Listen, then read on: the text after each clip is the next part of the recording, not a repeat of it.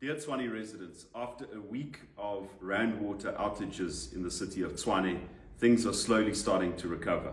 And I want to use this opportunity when we do have water to raise a very important issue about Rand water. The city of Tshwane is dependent on Rand water for upward of 70% of our water supply.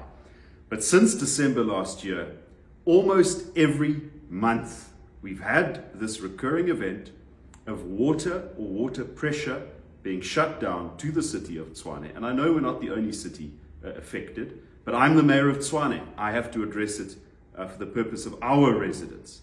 We've had this recurring problem every month with either no notice or short notice. We've had meetings with Rand Water. They've talked about load shedding. Obviously, we haven't had load shedding in the past few weeks. They've spoken about about cable theft and vandalism, which we understand. But the indications are that there is something very wrong at Rand Water.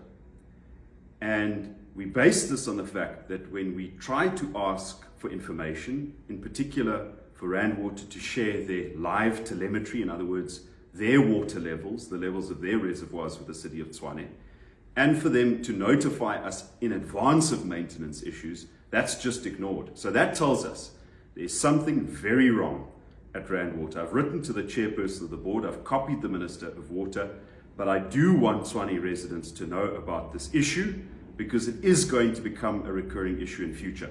The final thing I want to mention is the fact that the city of Tshwane does have an arrear bill with Rand Water. But I do want to be very clear that what is happening now and what has happened since December isn't credit action. It can't be credit action.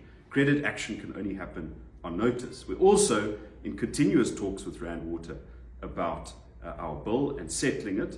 The problems we face now are operational issues at Rand Water, and that's what my team and I are going to address in the weeks ahead.